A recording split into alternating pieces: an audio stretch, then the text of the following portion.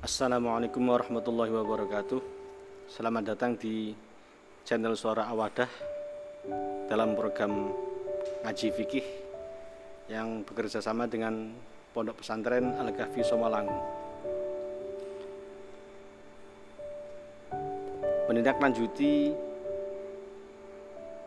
fenomena yang sedang ramai, yaitu wabah COVID-19, khususnya berlakunya aturan pemerintah yang mempunyai istilah PPKM, sehingga beberapa tempat ibadah diminta untuk tutup dan tidak beroperasi. Salah satu yang menjadi sorotan yaitu ibadah sholat Jumat.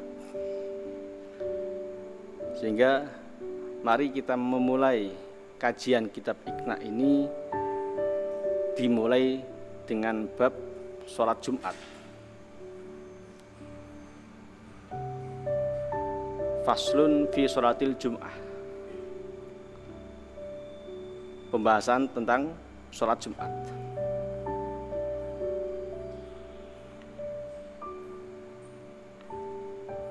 Faslun fi sholatil Jum'ah bidommil mimi wa iskaniha wa fathiha wa hukiya kasruha. Sholat Jumat bisa disebut dengan Jumat atau Jumu'ah atau Jumi'ah. Bisa Jumu'ah, bisa Jum'ah, bisa Jumi'ah. Ini semua maknanya sama, yaitu sholat Jumat. Kenapa sholat Jumat dinamakan dengan Jumat? Apakah karena terletak pada hari Jumat? Di sini disebutkan sumiyat bidzalika lijtima'in nasilaha. Kenapa dinamakan dengan sholat Jumat? Karena pada hari Jumat semua orang berkumpul untuk melaksanakan sholat Jumat. Itu alasan kenapa dinamakan sholat Jumat. Karena Jum'ah sendiri maknanya kumpulan. Lalu apa hukumnya sholat Jumat? Di sini disebutkan wahiyya bisyurutiha al-atiyah fardu ainin liqaulihi ta'ala ya ayyuhalladzina amanu idza nudiya lis-sholati min yaumil jum'ah fas'au ila dzikrillah. Sholat Jumat beserta syarat-syarat yang nanti akan kita jelaskan, hukumnya adalah fardhu ain atau wajib. Kenapa demikian? Karena berlandaskan firman Allah yang berbunyi ya ayyuhalladzina amanu idza nudiya lis-sholati min yaumil jum'ah fas'au ila dzikrillah. Yang artinya wahai orang yang beriman, ketika sudah dikumandangkan azan di hari Jumat, maka bergegaslah untuk berzikir pada Allah dengan melakukan sholat Jumat.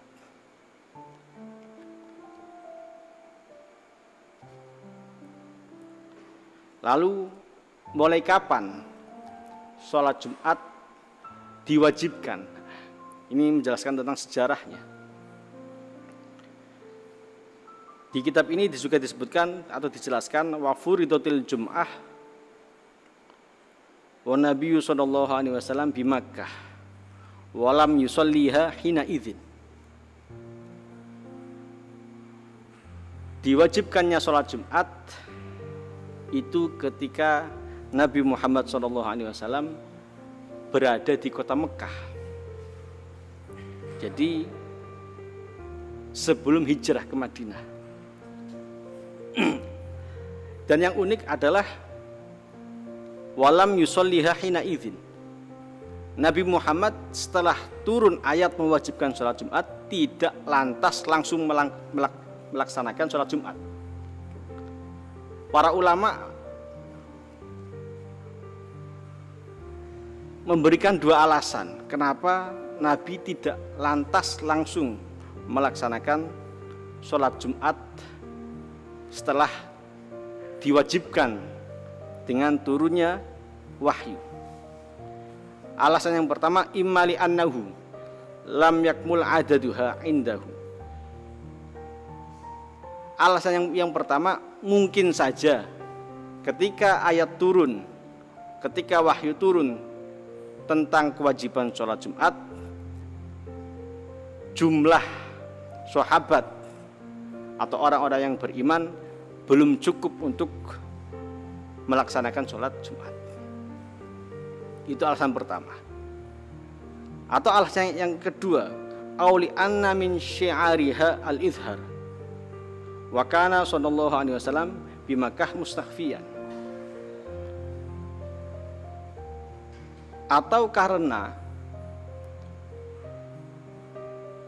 ketika dilaksanakan sholat Jumat akan menampakkan keislaman atau menampakkan jumlah umat Islam.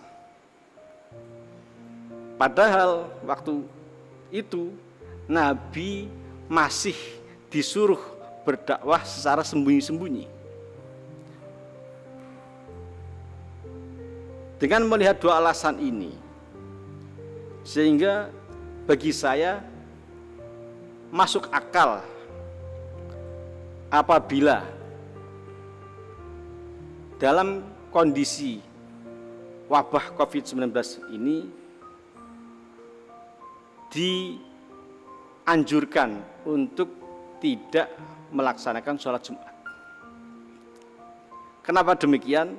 Ya kita lihat saja Nabi saja, beliau adalah Nabi, langsung menerima wahyu, instruksi harus melaksanakan sholat Jumat, tidak lantas langsung dilaksanakan, tetap melihat kondisi apakah memungkinkan atau tidak.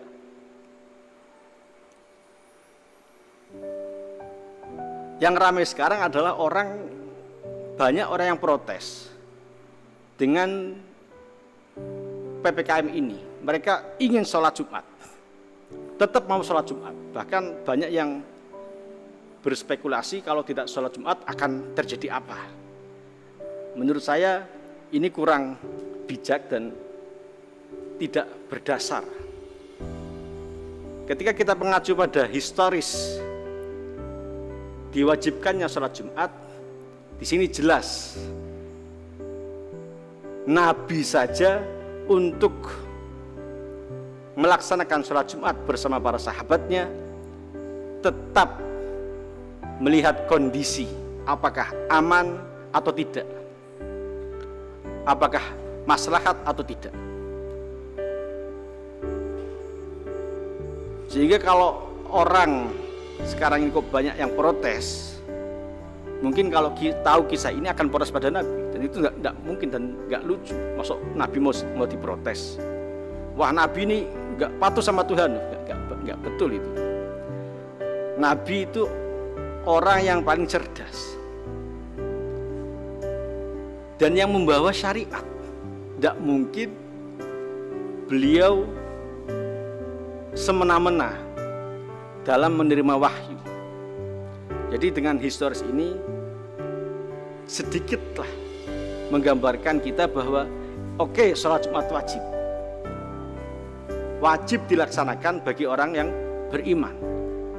Akan tetapi kewajiban ini berbanding lurus dengan faktor keamanan bagi para pelaksananya.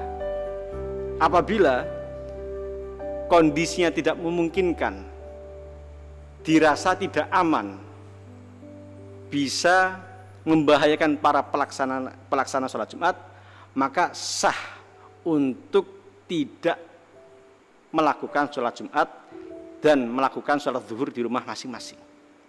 Nabi saja juga mempraktikkan demikian. Apakah pas ketika kita mengkiaskan atau menjadikan kisah ini sebagai dasar untuk pemberlakuan PPKM? Saya kira sangat pas.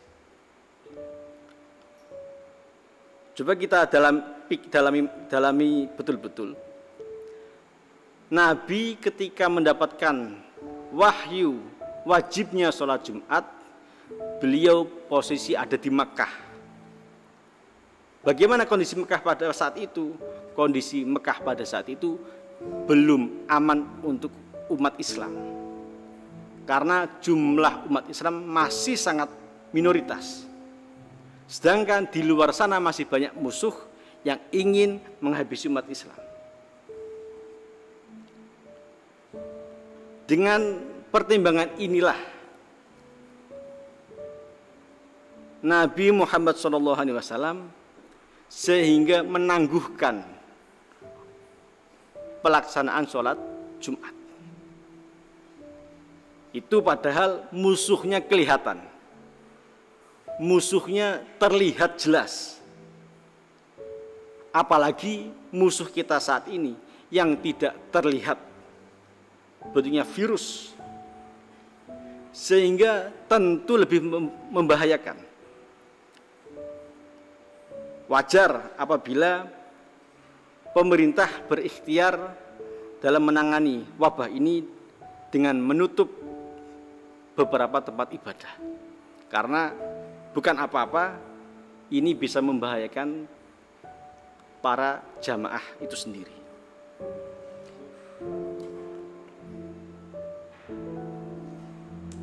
Lalu apa saja syarat-syarat sholat Jumat? Apa saja syarat wajibnya sholat Jumat? Di sini dijelaskan ada 7 syarat. Wa syaraitu wujubi sholatil Jum'ah sab'atu asya. Syarat wajibnya sholat Jumat itu ada 7. Yang pertama al-Islam, harus beragama Islam. Yang kedua al-buluh, sudah balik, sudah dewasa. Yang ketiga al-aqlu, memiliki akal yang sehat. Yang keempat hurriyah, artinya bebas, bukan budak. Yang kelima dzukuriyah, laki-laki. Yang keenam sihah atau sehat.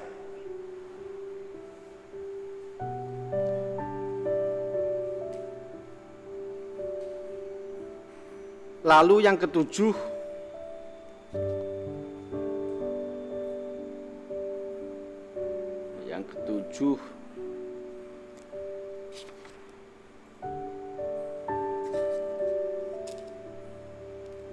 al-istiton. Apa itu al-istiton? Berdomisili. Dari 7 syarat wajib Jumat ini bisa kita pahami bahwa yang wajib melaksanakan sholat Jumat ialah orang yang Islam, orang yang sudah dewasa, orang yang berakal sempurna, orang yang bukan budak, orang laki-laki, orang yang sehat, dan orang yang berdomisili tetap.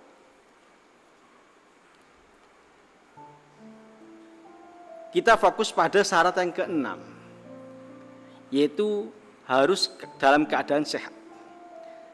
Jadi syarat 7 ini harus lengkap pada satu orang, sehingga orang itu baru wajib melaksanakan sholat Jumat. Dan apabila satu dari syarat ini tidak terpenuhi, maka kewajiban sholat Jumat itu sudah gugur. Lalu bagaimana? Sholat zuhur. Contoh, ada satu orang sudah beragama Islam, sudah dewasa, memiliki akal yang sempurna, bukan budak, laki-laki, berdomisili tetap, tapi tidak sehat. Maka dia tidak wajib melaksanakan sholat Jumat.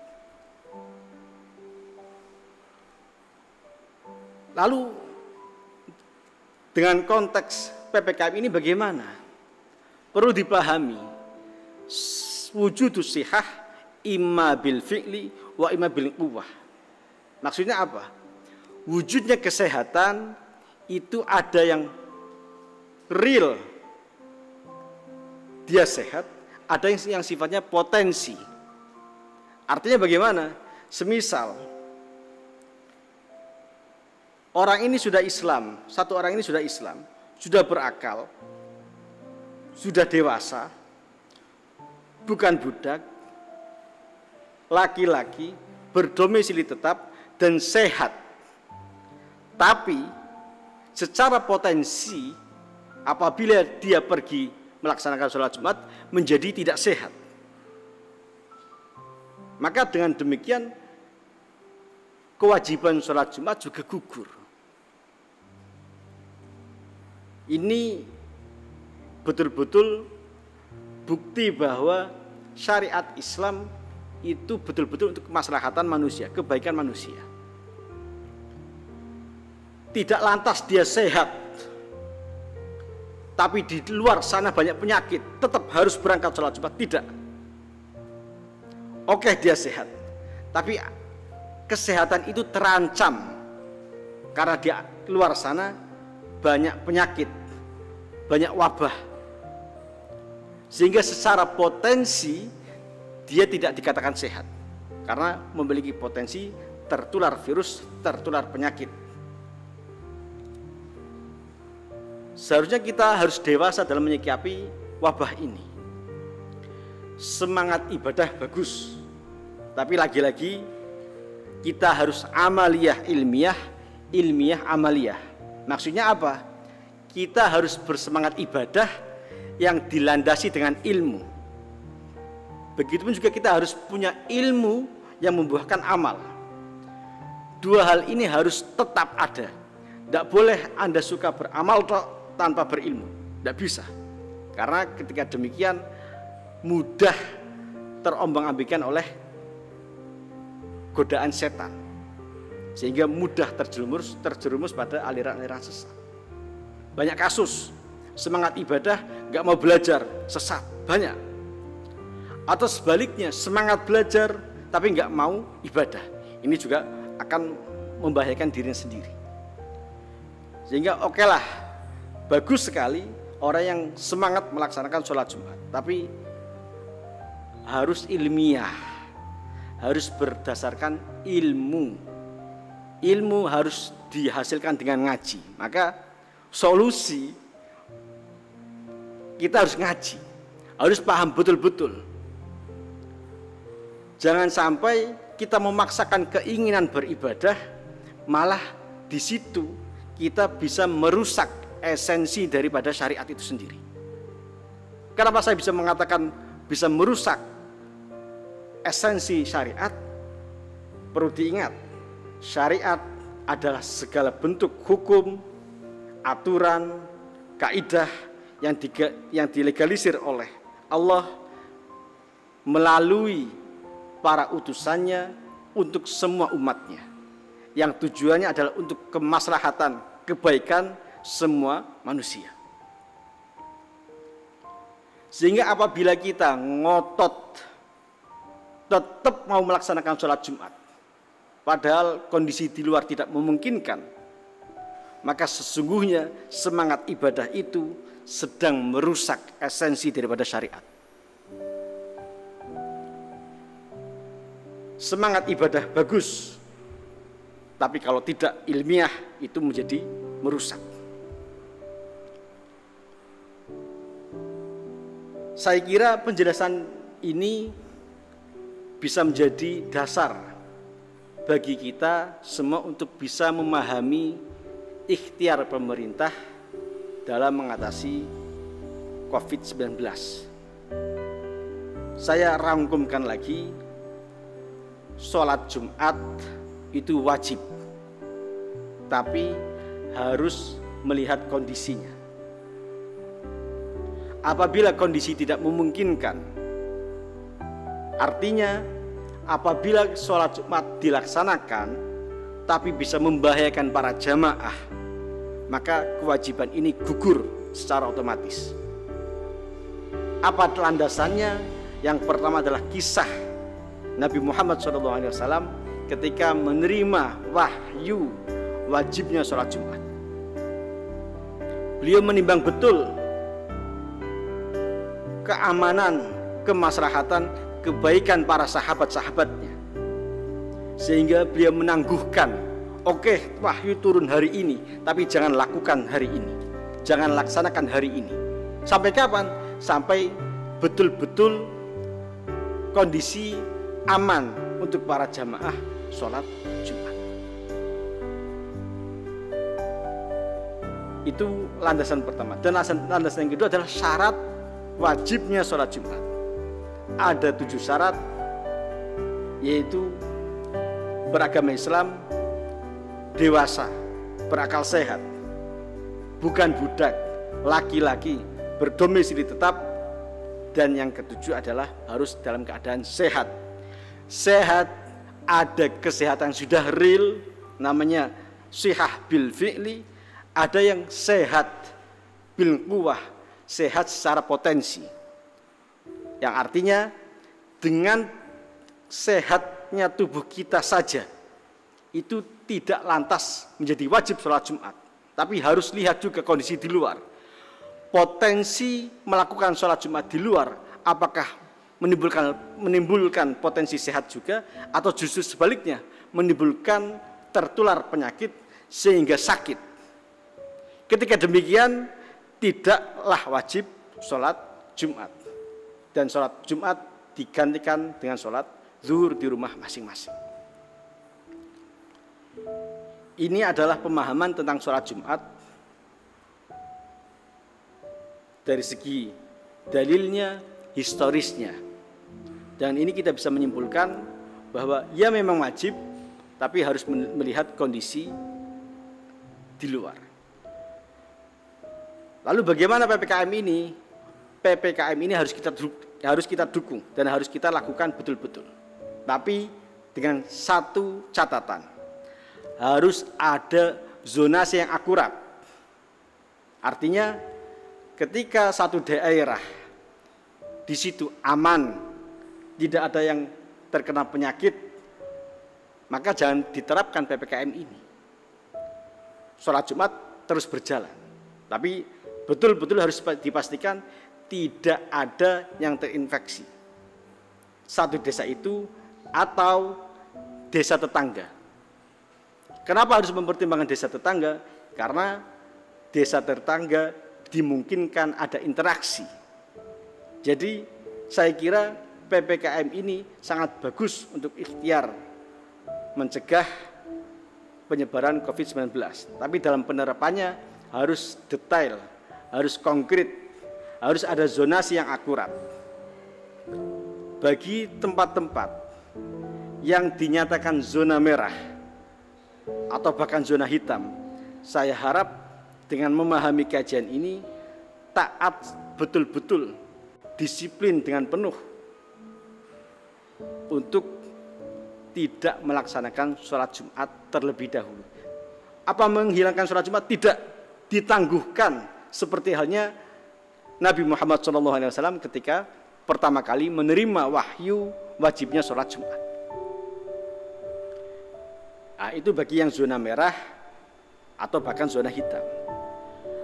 Lalu bagaimana untuk yang zona hijau?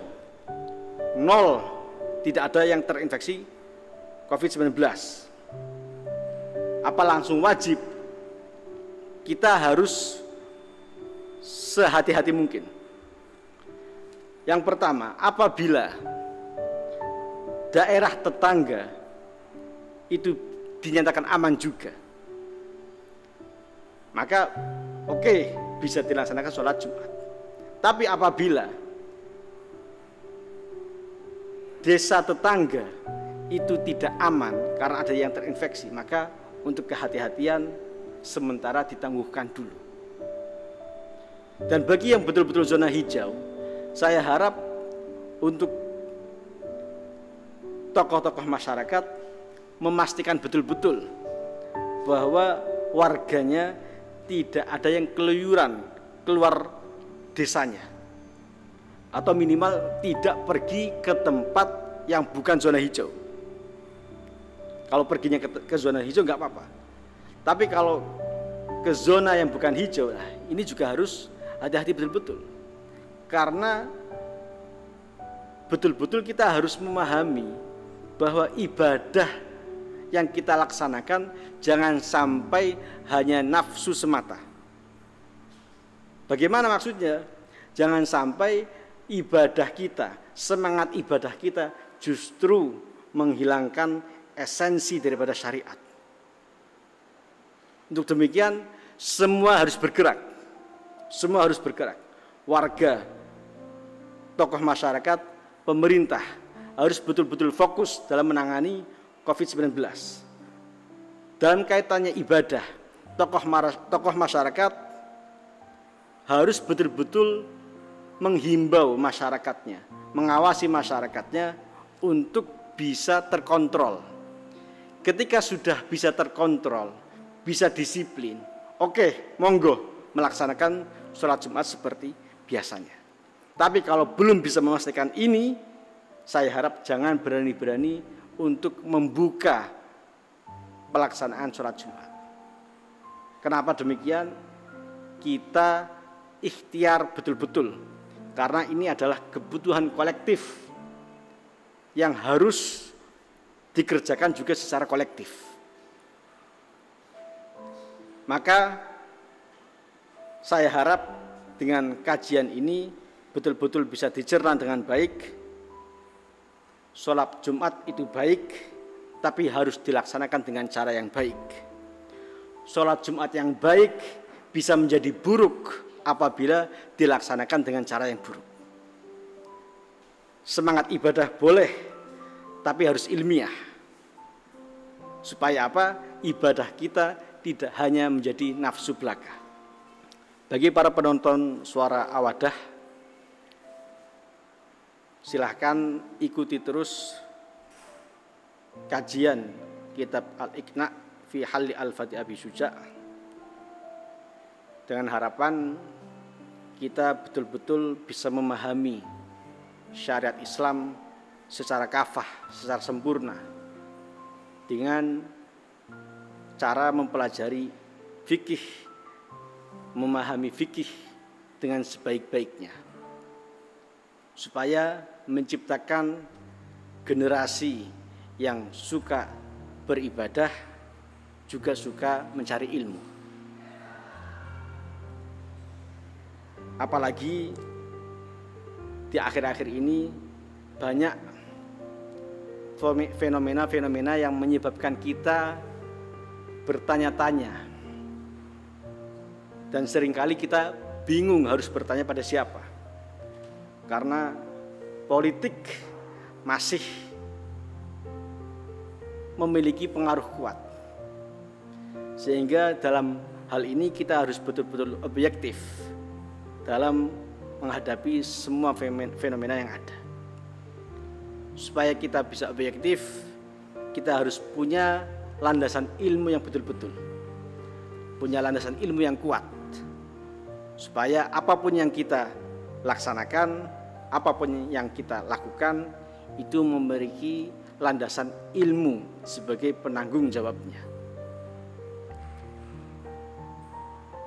Bagi yang ingin mengikuti kajian kitab ini, silahkan ikuti, subscribe channel Suara Awadah, supaya bisa terus mengikuti kajian kitab Al-Iqna' fi Halli Al-Fati Abi Syuja'.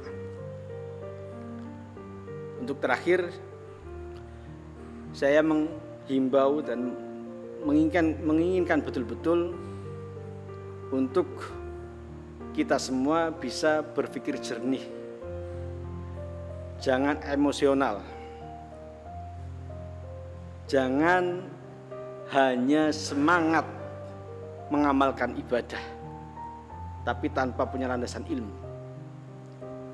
Jangan mengorbankan orang lain atas nama semangat ibadah, tapi marilah kita jaga keselamatan bersama, jaga kesehatan bersama dengan mematuhi ikhtiar, usaha pemerintah dalam mencegah penyebaran COVID-19.